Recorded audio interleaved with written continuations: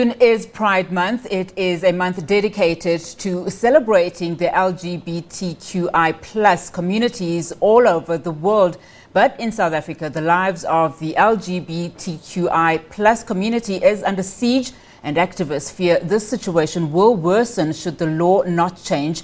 Last month, flight attendant Aubrey Boshoga was found dead outside his Johannesburg home. His body had multiple stab wounds. Boshoga's death has sparked public outrage to what is believed to be a hate crime.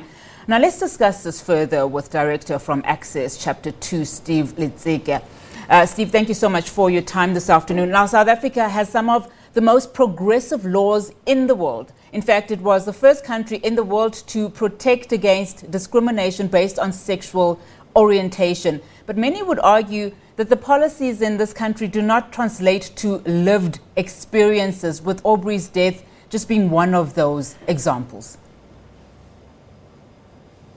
No, indeed. Thanks, Sunati, for the invitation, and good afternoon to the viewers.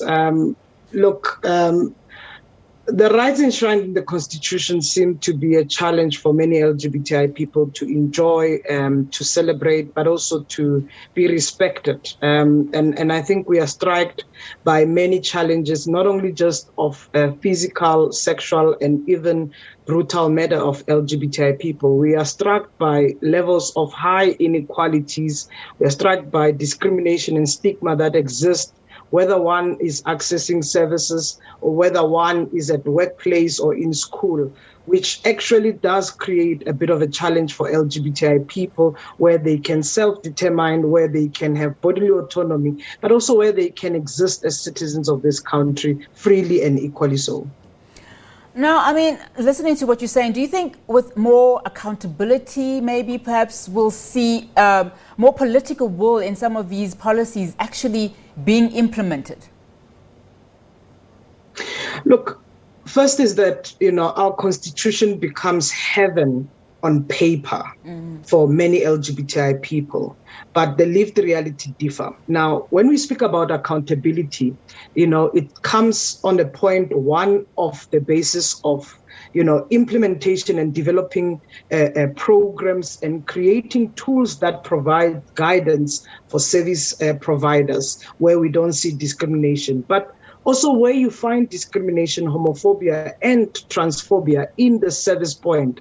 What are the consequence management? So accountability also comes on the basis that when you find officials or when you find people who discriminate, who treat others unequally, you must deal with the consequences, take out incompetency, because we can't say Batopili principles, we can't say people must be treated fairly and equally, but you do contrary to that. So I think for me, it's about law enforcement, it's about the rule of law, but also applying the policies that exist. Secondly, it's the accountability within society, because it's not only just the issue of access to services, it's also not only the issue about, officials being taken. It's about also dealing with the fabric of toxic issues, toxic masculinity, patriarchy in society, where people cannot feel they can take away the power of other citizens, and where people have to deal with issues of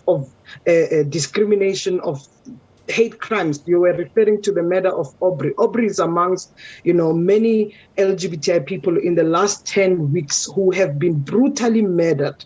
Until today, while we have suspects arrested, we want justice for the families of these victims. But we also want to deal with issues that perpetrate this level of violence, and society is at the helm of it. Now, let's talk about Pride Month. I mean, there's still so much discrimination against the LGBTQI plus community, not just in South Africa, but also in the continent. I mean, we've been seeing reports about what some of the countries, our fellow neighbors are doing, outside the South African borders. Talk to us about this month in particular. What is the objective of the month, and what... Yeah. Talking about accountability, what is expected to happen during this month? What are some of the things that you want to highlight and get across? Yeah. You see, Pride for LGBTI people is every day.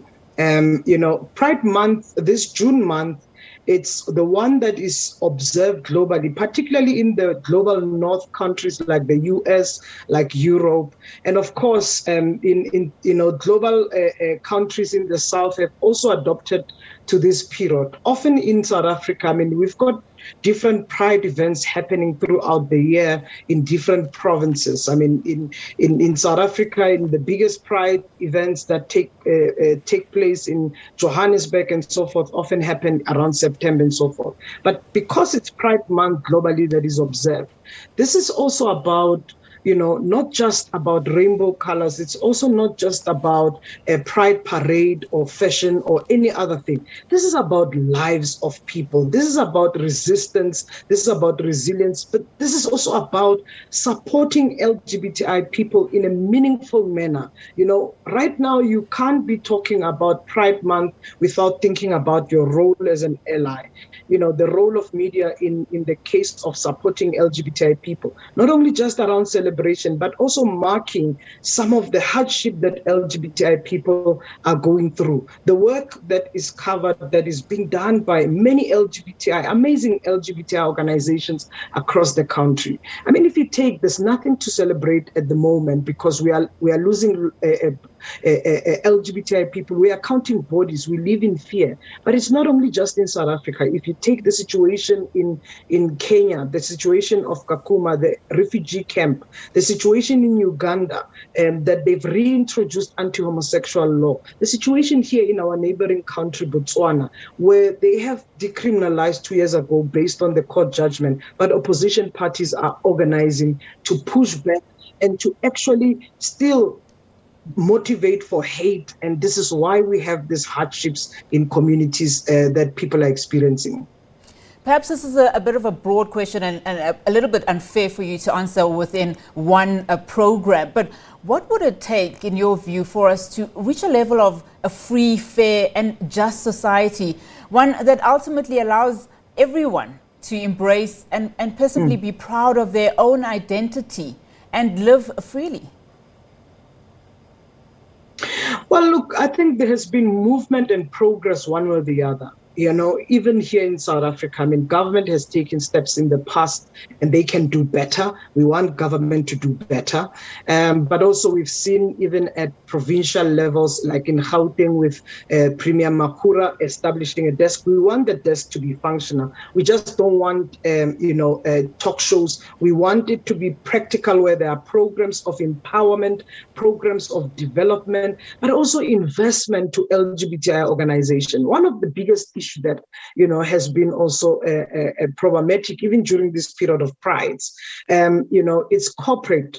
Private sector is beneficiaries of any kind of development in any country. You need a strong economy. You need a strong and healthy population. Now, what is the biggest issue? We want not only just to see inclusive and diversity policies as part of integration. We just don't want companies to only just be changing their logos during Pride Month, but yet the work and the hardship done by activists or organization is not supported. So what investment is going into the organization and the work done to support LGBTI employees, students, or communities? We don't want pink washing. We don't want a talk show from anybody. We want people to be respected, but to be supported accordingly. So for me, what will be key, it's around education awareness. It's also about investment that goes in creating a society fit and also social cohesion that cannot be enjoyed by everybody. Steve, always a pleasure to chat to you. And I mean, we could go on and on about just some of the things that we would need to see, especially from society, an active citizenry and also an active leadership. Thank you so much for your time. And also happy Pride Month to you, right? That was Director from Access Chapter 2, Steve Letsike there. Obviously, more to unpack about Pride Month, and the month is long. We'll certainly have more of these conversations throughout the channel throughout the month. Well, this concludes the first hour of SA Today.